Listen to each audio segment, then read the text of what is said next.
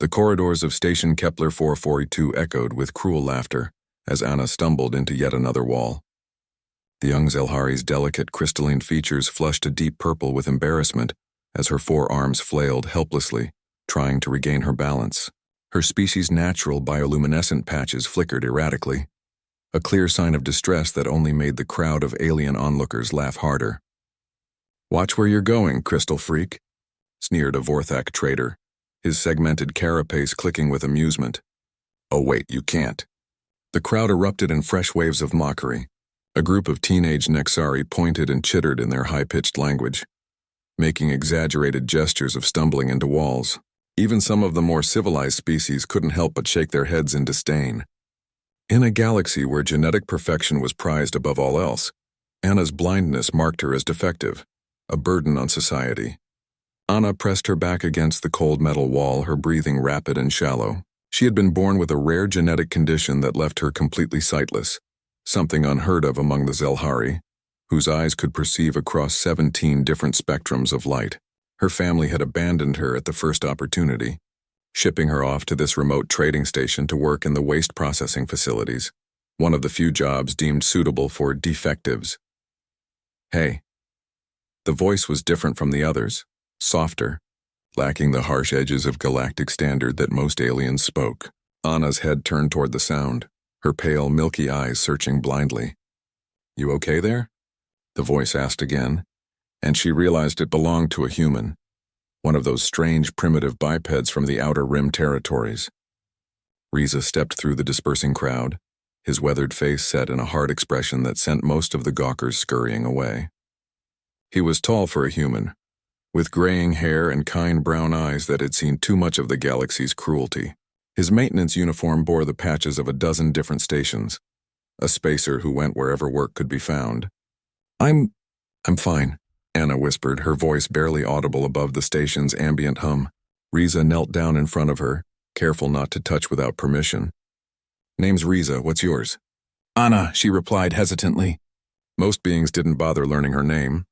"Well, Anna, those people are idiots," Riza said matter-of-factly. "You mind if I help you get where you're going?"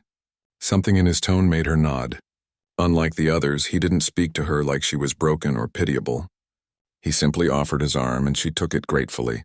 As they walked, Riza described everything they passed, the merchant stalls selling exotic foods, the viewport showing the swirling nebula outside, the maintenance drones scurrying along the ceiling. Anna found herself smiling for the first time in months. "You know," Riza said as they reached the lift to the lower levels, "humans weren't always the way we are now." "What do you mean?" Anna asked. "We used to be just like all these other species, obsessed with genetic purity, physical perfection. But we learned something important during our expansion into space." He paused as the lift descended. The strongest societies aren't built by the perfect. They're built by those who overcome their imperfections. Over the following weeks, Riza became a constant presence in Anna's life. He would meet her after her shifts, walk her through the station and tell her stories of human colonies where beings with all kinds of differences were celebrated rather than shunned. He taught her about human inventions, technologies designed not to enhance the already perfect, but to help those society had forgotten. "There's something I want to show you," Riza said one day, leading her to his small quarters. "Well, not show exactly, but you'll understand." He placed a small device in her hands, sleek, warm to the touch, with surfaces that seemed to pulse with barely contained energy. "What is it?" Anna asked. "It's called a neural bridge," Riza explained quietly. "Human technology. It creates a direct link between two nervous systems, allowing the sharing of sensory input." Anna's breath caught. "You mean, you could see through my eyes. Not just once, permanently. The bridge adapts to both nervous systems, creating a quantum-entangled connection that transcends distance." He paused, and she could hear the weight in his voice. "But Anna, you need to understand, this isn't a temporary fix. Once we're connected forever. You'll see what I see, feel what I feel, and I'll experience the world through your other senses too." "Why?" she whispered. "Why would you do this for me?" Riza was quiet for a long moment. "Because humans learned something that the rest of the galaxy forgot, that our greatest strength isn't our individual perfection. It's our willingness to share our strengths with others, to become something greater together than we ever could alone. The procedure was surprisingly simple. The neural bridge interfaced with both their nervous systems, creating pathways that had never existed before. When Anna opened her eyes for the first time, she wept. Colors exploded across her vision.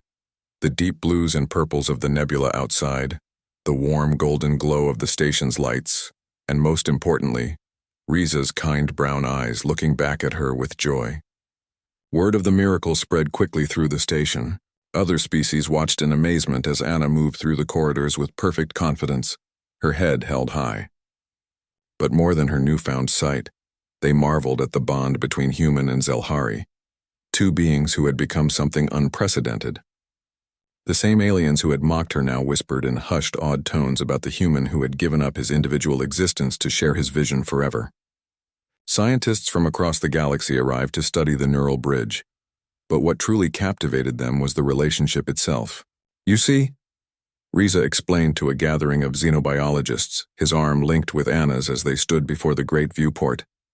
"Humans don't see differences as flaws to be corrected. We see them as opportunities to become more than we were before." Anna squeezed his hand, seeing through his eyes the vast expanse of stars that stretched endlessly before them. Through their shared connection, she felt his contentment, his absolute certainty that this choice had been right. The galaxy had mocked the blind alien girl, dismissing her as worthless, defective. But a human had seen something else entirely. Not a burden to be carried, but a partner with whom to share existence itself. And in that sharing, both had found something that neither could have achieved alone.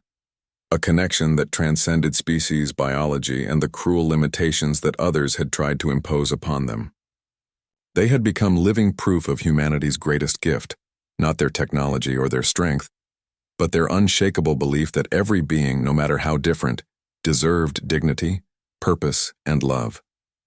Forever linked, forever seeing the universe through shared eyes, they stood as a testament to what the galaxy could become when compassion triumphed over prejudice, and when the strong chose to lift up rather than cast down. In giving Anna his vision, Riza had shown the galaxy what it truly meant to be human.